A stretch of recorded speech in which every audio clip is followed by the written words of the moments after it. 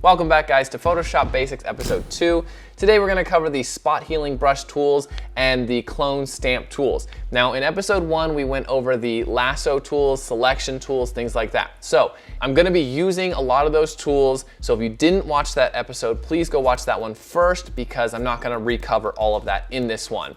Anyways, let's get started. My name is Will Simpson, this is Exploring Photography, and this is Photoshop Basics number 2. Let's get into Photoshop and get started. Okay, so the first thing I want to go over is in Episode 1 we did go over the crop tool. However, there's one little feature that I didn't mention. So what we're going to do is we're going to select the crop tool by pressing this key here or pressing C on the keyboard, and then we're going to click on the screen because you can notice that there is no grid and it'll give us the grid. Now you'll notice that this is a 4:5 ratio, but it's not the right way, it's not vertical. So I'm going to press X on the keyboard and that'll rotate in between. So I'm going to slide it up, and then I'm going to make it a little bit smaller because I don't want to add any canvas to this point. And then I'm going to rotate it by moving the cursor outside of the box. I get those little arrows and I'll move it to align it with the bridge and put it right in the middle so it looks good. Right there is good, and press enter and done. Okay, good. So that was the only thing I wanted to show you. I wanted to show you the X to toggle between the vertical and horizontal of that ratio. You can also do this in Lightroom. Let's get started first with the spot healing brush tool. This is hotkey J on your keyboard or this one here.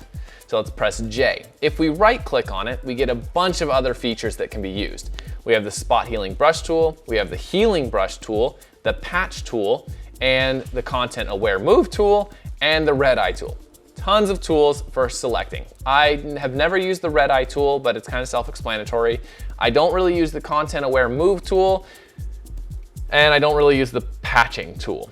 So I personally use the spot healing brush tool and the healing brush tool, but we'll go over each one. The spot healing brush tool, what it does is it content awares. Now it's really, really smart. All the updates in Photoshop, I'm using Adobe Photoshop 2020. With all the updates in Photoshop, it has become super good. So let's say I want to move this sign in the background. I'm going to zoom in, so Command or Control plus, and come to this sign. Now you see how the circle is quite large, so I'm going to press Control Option left click on a Mac and then swipe left to get it a little smaller, and then I'm just going to click. There you go, done. Click again, done. I'm going to make it smaller to match the pole, and then I'm just going to pull it down, and that looks great. I think that looks great. There's a little bit of lineage here that I notice, so what we're going to do is make it a little smaller. We're going to fix these little lines here, maybe right here, but it's really simple. It's really smart, especially when it's stuff like this. It makes it very easy. Now, if I were to say, let's say, try and take out my arm. You see how it gets a little weird. Sometimes that occurs. So Command Z, let's zoom in a little more. Let's try and remove my arm. Let's click there. And sometimes you have to do smaller selections, but you see it's just not working as well. Obviously, I don't really ever want to take out my arm, but you know, if you wanted to, you can. So press Command Z all the way back to get my arm back, and then Command or Control 0 to zoom back out. So that is the spot healing tool. You can play around with all of these, but honestly, I just leave it on content aware and normal. It's all I've had to do, and it's never been a problem. All right, so the next one is the healing brush tool. Now, this one I use to do skin. I use it to clean up skin. So let's select that. Let's go to my other image here and let's zoom in. Now, let's say I wanted to, this pretty nice skin, I've already done touch up here, but let's say you see these little dots here. Let's say I wanted to do those dots. Now, you can use the spot healing tool, and you can just select them and it's gonna do a pretty good job. You know, you can clean up little stuff like that. However, the reason I use the healing brush tool is because you take samples of the skin. So it keeps the texture, it keeps the kind of the look of skin rather than kind of just making it a little bit blurred out sometimes. So let's do the healing brush tool. We'll make it smaller, we'll press Option. You see how there's like a little plus sign, like a target sign? This is where you're gonna sample from. And when you sample, you wanna take it from like skin. So if I'm gonna clean up this here, I wanna take it from dark skin, so let's say right here. So I press Option, click. Now I have my sample. You see how it shows where I sampled and kind of the idea of what it'll look like. So if I do that darkness here, it kind of blends the two textures together. It takes kind of the skin in the sample and it blends it with the current skin layer. So it matches better, it's much nicer. So let's sample here and let's go ahead and just paint right here. See, cleared up and you wouldn't even notice. Let's see if we can find a different example. Okay, you see these little lines right here? We're gonna sample right above it and we're just gonna paint over the lines and there go the lines. And then let's sample here for this one and take that one out. Piece of cake. How about this right here, this little line here, sample right here and paint there, no problem, take that out. And there you go. It's super quick, super easy, and works so good with touching up skin and blemishes. I personally like it way better than the spot healing tool, but it also comes down to personal preference, so totally up to you. The next one is the patch tool. Now what this one does, let's zoom back in here. This one says, okay, select something and I will try and match it or replace it with this. So let's say I want to replace this here. So I'm gonna draw a circle around here, then I'm gonna click it and drag it over here. And that'll kind of blend it. See, it kind of helps blend this with that, if that makes sense. So I'm taking this selection and I'm blending this selection with this selection. So let's deselect, let's try and get rid of that. So we're gonna take this, I'm gonna move it over here, and there you go. That blemish is gone. Let's take this one here, let's move it over here, and there we go, that blemish is gone. So it's quick and easy. Sometimes this one works better than others. I tend to just use the healing brush tool, and it works totally fine. All right, and that's all we're gonna do for the spot healing brush tool, simply because I don't use these two.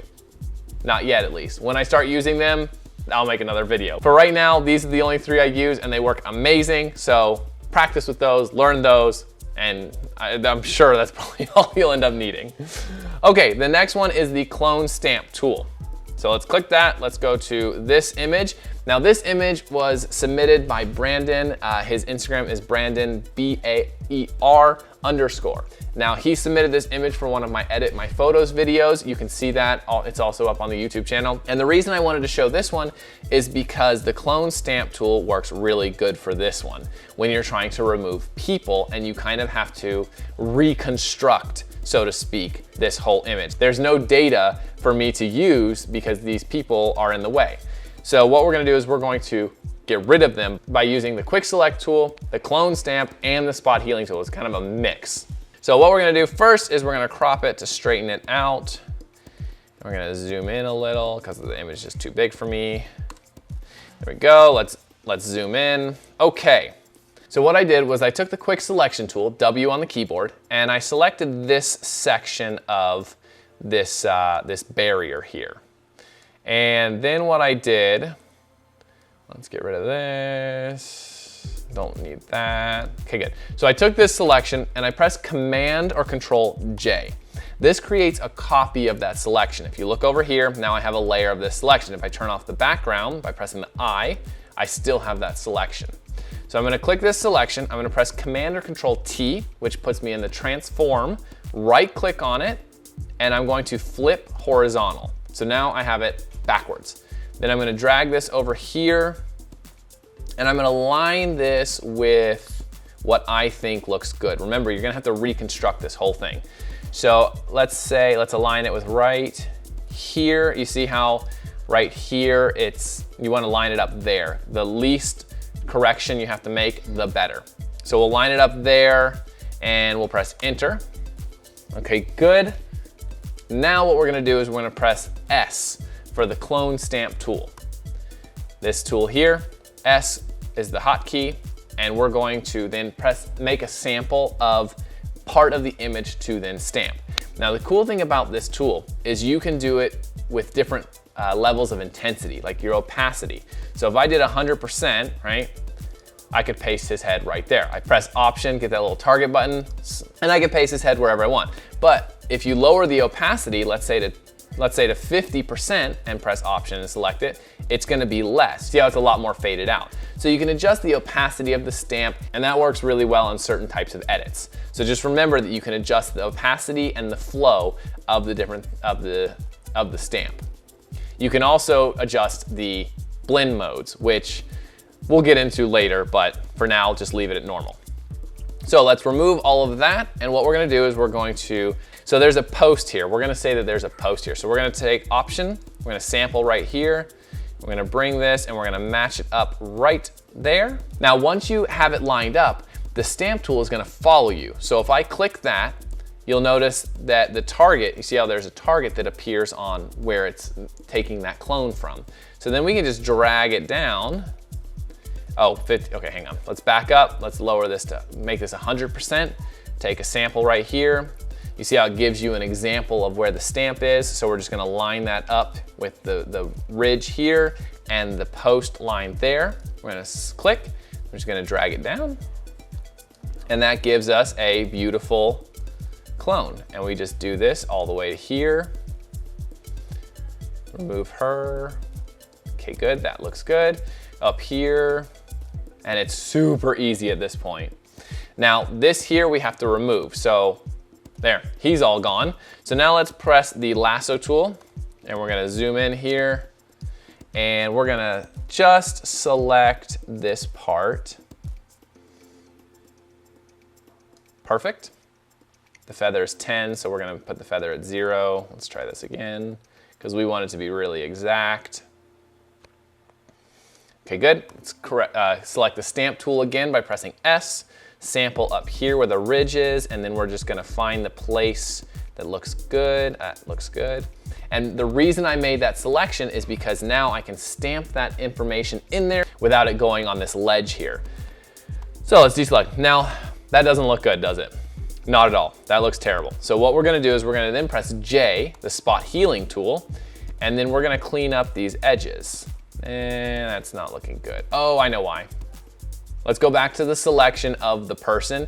We're gonna click the background layer. That's what we were missing. We wanna be on the background layer, not this layer. So click the background layer or the layer we're editing, press the stamp tool, find the part we want. I think I want right here. And then we're gonna match it up and then just stamp that in and press, there we go. That looks so much better. You gotta make sure the right layer is selected. So then press J to go to the spot healing tool and we'll just clean this up. Again, make sure the right layer is selected. And there you go. Command or Control 0 to zoom out. And I have to say, that looks pretty damn good, guys. That looks pretty damn good. All right, so let's go to the next image here, and we're gonna do this really fast. Again, this is a practice point. It does take practice doing this, so find a bunch of images, take things out, add things, figure out how these tools work because it will make it a lot easier, but it is kind of a feel thing. You kind of have to feel it out. So on this one, let's zoom in. On this one, we have this great picture in the trees, creek running through, rocks, but we have this kid who is ruining my image. So we're gonna remove the kid. Now, he was having fun. I wasn't gonna ask him to move. He was having a good time. I knew I could fix it, so no big deal. So let's zoom in. Oh, and we have this other guy here taking pictures. So what tool would you use to remove them? Well, that's right. You could actually use both. You could use the stamp tool or the spot healing brush tool. It kind of depends on what you're going for. So for example, the guy in the background, we could probably just use the spot healing tool. So J on the keyboard, make sure it's selected, and we'll just paint him out. Let's see if that'll work. Gotta kind of touch it up here, and that looks good. Okay, good. He's done with just the spot healing tool. Piece of cake. Now for him, the thing to look for, the thing to notice are lines. So if I was to just take this, and let's just paint him out with a spot healing brush tool, see what happens.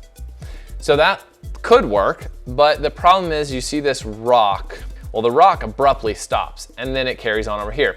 So again, it could work. That could be a tree branch hanging over the rock, but in my opinion, spending a little bit more time getting the details right tends to make the picture a lot more. So let's redo this. So I'm gonna take the stamp tool, S on your keyboard. I'm gonna make a selection right here. I'm gonna line the rock up, and then I'm just gonna kind of stamp through. Then I'm gonna come over here, take a smaller selection, and I'm gonna stamp here and line it up so I kind of build the rock back. Then I'm gonna take another sample right here and do this. take multiple samples from different angles, because if you take it from one spot, it can get repetitive and it doesn't look good. So then let's take a sample here and let's rebuild the rock. Let's take a sample over here. Okay, sometimes it gets a little tricky.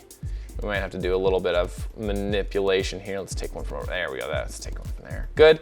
And then let's take a sample here, take one from here, take one from here. And once you kind of get it looking good, then you can just finish it up. And then let's get rid of that because that's a duplication. Let's get rid of this one. It's a duplication, and mix it up. So good. So now we've removed his legs from there and just taking multiple samples and making it look good. So then what we're gonna do, you see this tree here? We're gonna take a sample of the tree, and we're gonna line it up so the tree carries on to the rock. You can move over here, kind of duplicate this, remove that. All right, that's looking pretty good. Okay, see, that looks much better in my opinion. Then we're gonna press J on the keyboard, take the spot healing brush tool, remove some of the duplications just so it doesn't look, if you zoomed in, you wouldn't be able to tell kind of deal. Because you can see duplications, trust me, you can see patterns, you'll notice. Let's remove that, and that looks pretty good. So let's zoom out, Command or Control 0, and boom, you can't even tell. Like honestly, you can't even tell he was there. We can zoom in, and yeah, beautiful. I think that is perfect.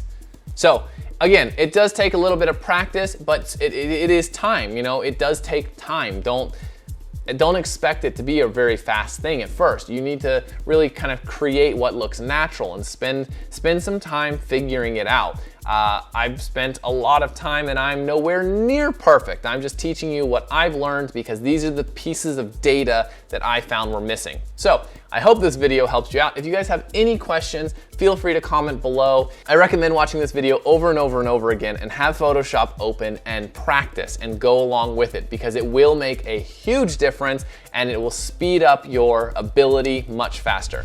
But if this helped you out, you guys, give it a like, and I hope you really enjoyed it. Don't forget to subscribe because I do these videos every Monday at 7 p.m. Also, if you would like additional tips, tricks, know-hows, giveaways, etc., there is a link in the description to sign up for emails. I would be glad to have you along with that. And that's it, guys. That is all there is to this video. I hope it was informative. So enjoy and happy Photoshopping. I will see you guys in the next one.